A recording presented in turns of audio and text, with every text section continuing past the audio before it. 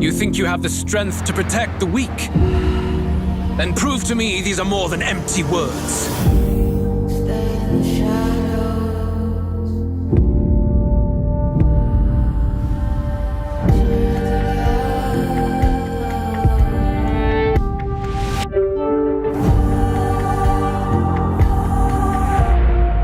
We may struggle with fear and anxiety, but we shape our own destiny.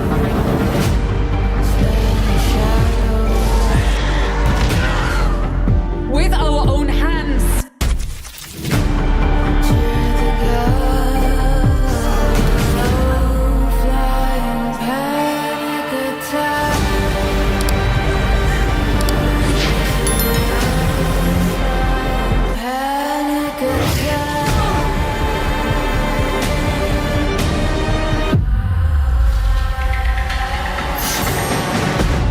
I suppose this is the very essence of magic.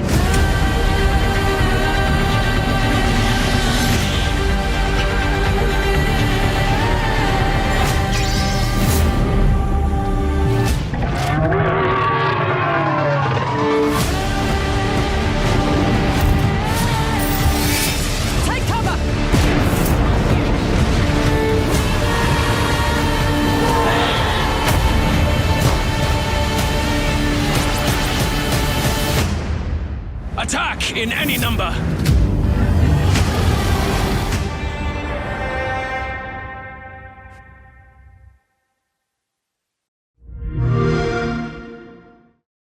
Metaphor, ReFantazio, evolving the unbeatable formula of the Persona series, once again manages to capture the hearts of Atlus fans old and new. Atlus games can change lives.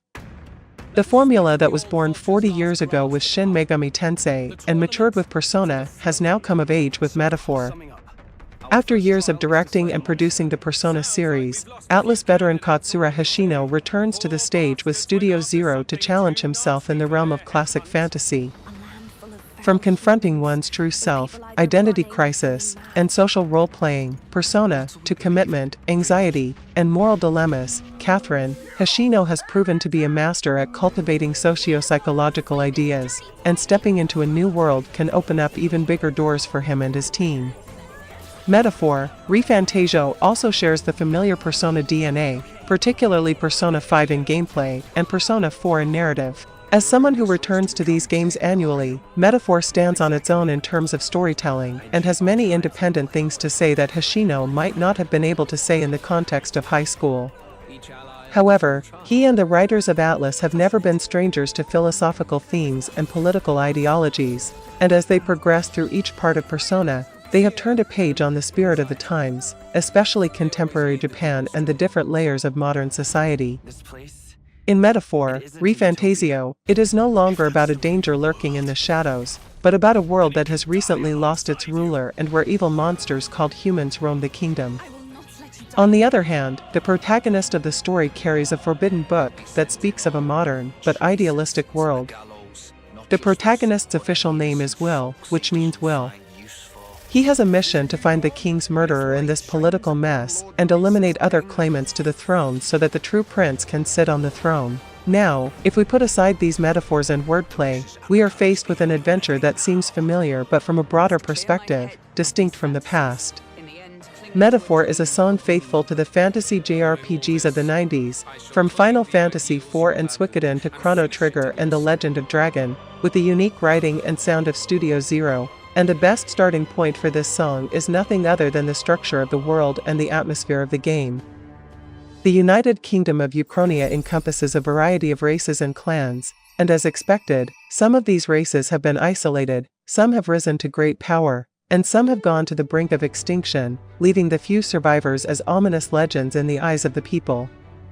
Our protagonist is also from the Elda clan, whose negative reactions and prejudices towards him are evident from the very first cutscene. Following these, there are different regions and climates that we will travel through on this challenging path. Studio Zero also adopts the hub world approach of its previous games to connect the metaphorical world. In this game, If you've played past Atlas RPGs, you know that in the early hours, there's nothing you can do but follow the storyline, and Metaphor is no exception. The difference is that Metaphor quickly throws you into the foundation of its world and you get a taste of it from the very first seconds, which is a satisfying change from the slow-burning routine of Persona and leaning towards Shin Megami Tensei V. The clever interplay between story and gameplay is one of the most impressive aspects of Metaphor's world. In a way, Studio Zero is aware of its limitations and capabilities, and knows how to creatively justify the hows and whys of its systems and continuously present them to the player throughout the game.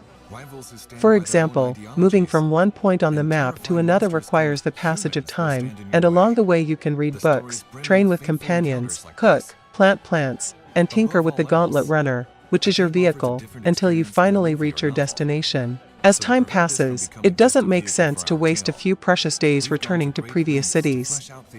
So, at the right point in the story, the protagonist is equipped with the power to teleport to familiar places. You will also see significant changes in the gameplay as the story progresses or interacts with characters. The core gameplay of the game remains almost untouched and is divided into two familiar parts: dungeons/combat and daily activities/life simulation, where the player must choose the best of each, given their limited time, improve their skills, strengthen their bond with companions, and face their opponents. However, the protagonist's daily activities, which are always a big part of these games and perhaps for some, the main reason for the experience, do not make a huge difference. Even due to the more limited time and different setting than Persona, it has lost some of its mechanics, such as romance. But the problem arises from the fact that the same activities are spread across different cities. From the design philosophy of Persona 3, 2006, which started a new path, we dealt with high school kids who went to school during the day and studied until the afternoon. But now that the protagonist of the story neither goes to school nor is forced to obey the rules of adults, why is the basis of their activities and their order, afternoon and night, the same? It's as if Studio Zero has become so accustomed to the same classic framework that distinguishing from the past was tantamount to an uncontrollable threat to their storytelling. They need a fundamental change in the design philosophy of future games, exactly the same kind that Hoshino changed the direction of the series with Persona 3. Otherwise, they simply won't be able to keep the old audience on their toes for the next few years, especially when, as in the past 2 decades, the plot points of the story are placed between these side events and can be boring in the final act. Of course, the game encourages and rewards the player for every possible reason and every impossible one. Even NPC requests, which are not so different from fetch quests, improve the player's skills, which in turn lead to stronger alliances with friends, and stronger alliances lead to stronger archetypes. As a result, the player is constantly progressing and receiving valuable rewards for the time they put in. As we said, Metaphor is told in a more limited time frame than Persona, and over the course of 5 months, the flow of the story and the advancement of the systems change. Social links, or confidants, are back this time as bonds. It no longer matters which answer you choose in personal conversations with companions, except in getting more muggles, MAG, which is a magical currency and is rooted in instincts, subconscious, and repressed negative behaviors like the Persona shadow. What's more interesting is that on stormy and unfavorable days, muggles are exchanged for money at a higher price. If the dungeon's muggle level is also higher than usual, enemies will deal more deadly damage to you. Perhaps one of the constant worries of players who want to pull off the story bomb is that they won't reach that point just because of a wrong, or less valuable, choice in conversation, and some social links will remain unfinished until the end of the game. But the good news is that Metaphor has 8 ranks, and you can only complete them by following personal stories. On the other hand, the game reminds you when and by upgrading which abilities you can advance to the next rank, and you are not so dependent on an exact time to do them. One of the key points that Atlas writers pay attention to is that party members should be understandable and relatable to all players, whether they complete the social link or ignore it.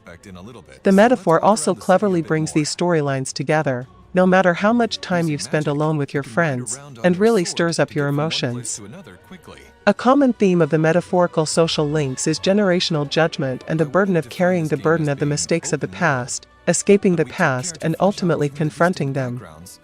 So we're left with more personal stories than Persona 5, which can even stand alongside some of the brilliant social links from Persona 4, especially the shocking story of Heisme, which is woven into the main story, and if you complete his bond, you'll become aware of finer details that you might not normally notice. Even characters like Brigida or Alonso, who seem extremely cold or conservative, will bring you to the brink of tears.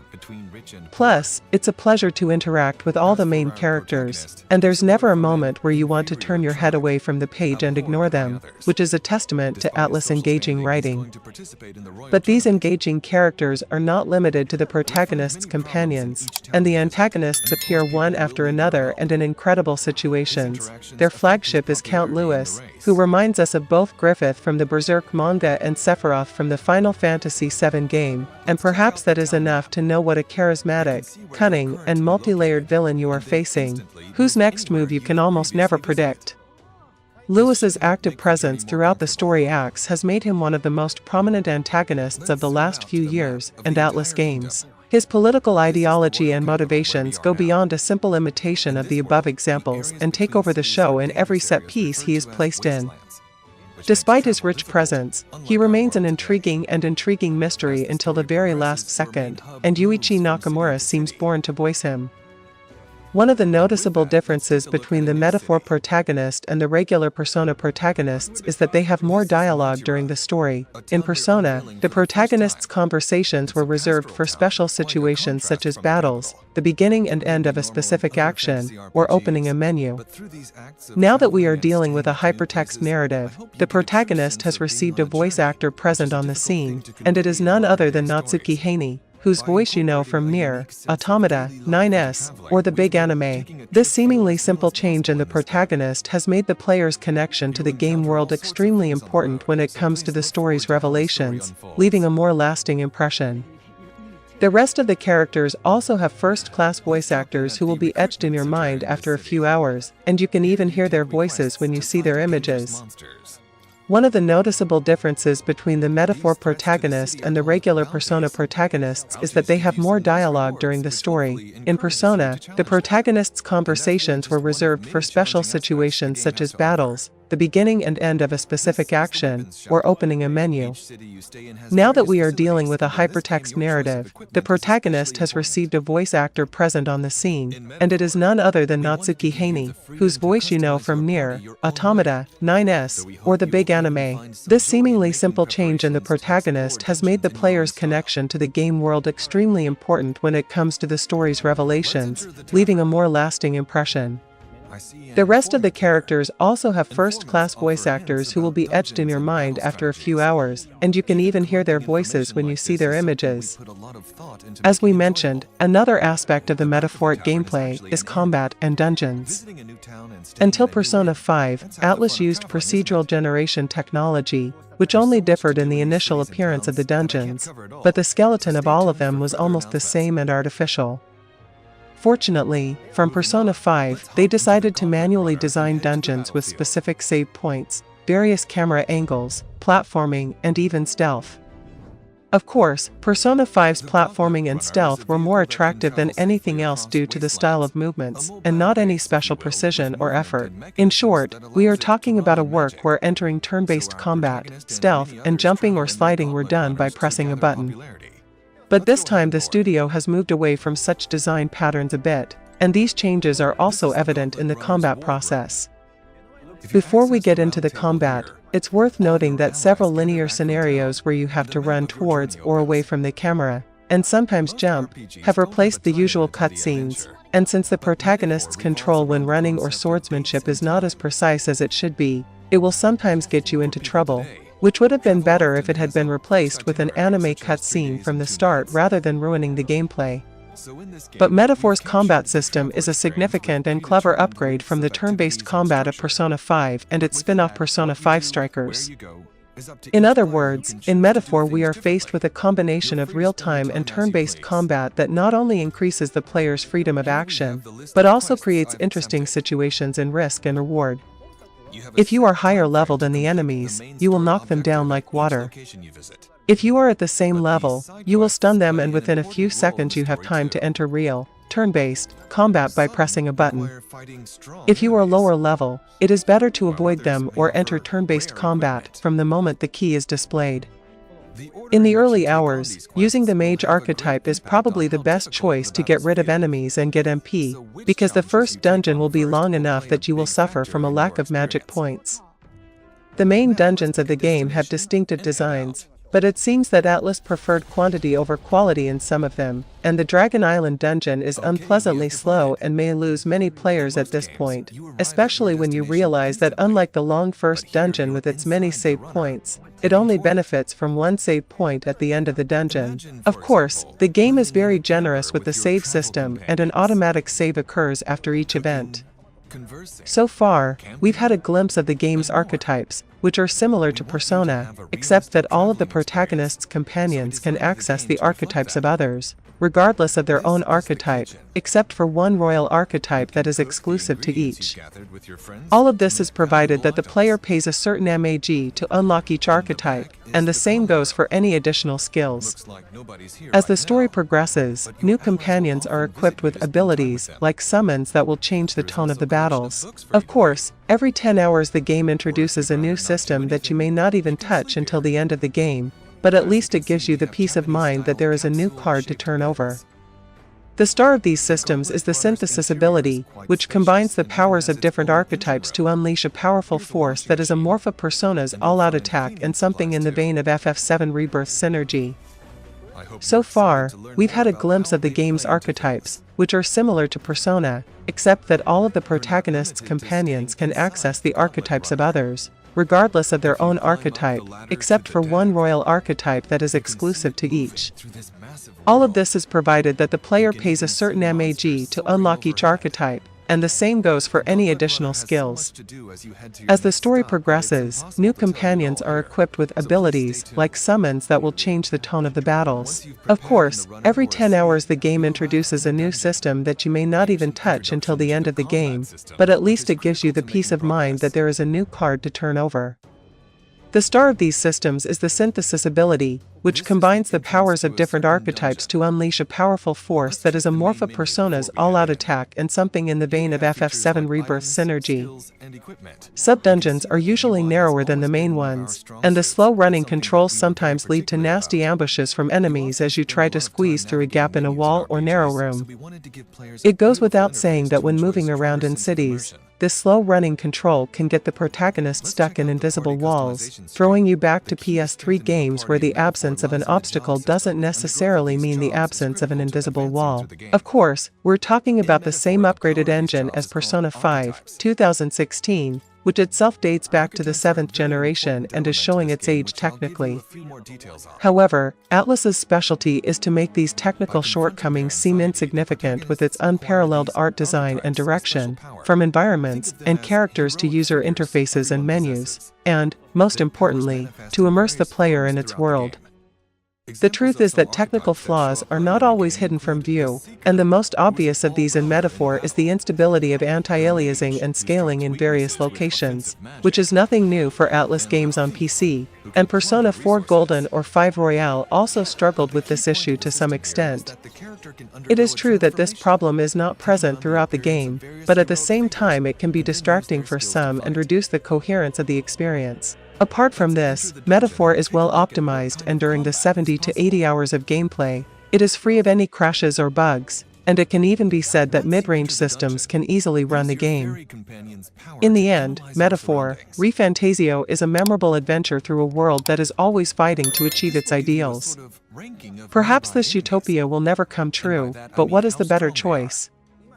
To believe in change and fight for a better world, or to accept stagnation and the fact that nothing will change? In any case, it cannot be denied that one flower does not make a garden, and if we do not believe in our true selves, others will not believe in us, and neither will the world. Metaphor's conclusion may be repetitive for me, who has followed Atlas games since the first Persona, but it is necessary so that I do not forget that hope and anxiety are only one step away from conquering consciousness, and the joy of life is nothing more than these small moments of being together in the endless expanse of reality and fantasy. Metaphor, ReFantazio is a memorable adventure through a world that is always fighting to achieve its ideals. This utopia may never come true, but what is the better choice?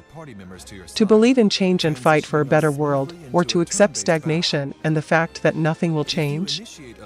In any case, it cannot be denied that one flower does not make a garden, and if we do not believe in our true selves, others will not believe either. The conclusion of metaphor, ReFantazio is perhaps repetitive but necessary for Persona fans so that they do not forget that hope and anxiety are only one step away from conquering consciousness, and the joy of life is nothing more than these small moments of being together in the endless expanse of reality and fantasy.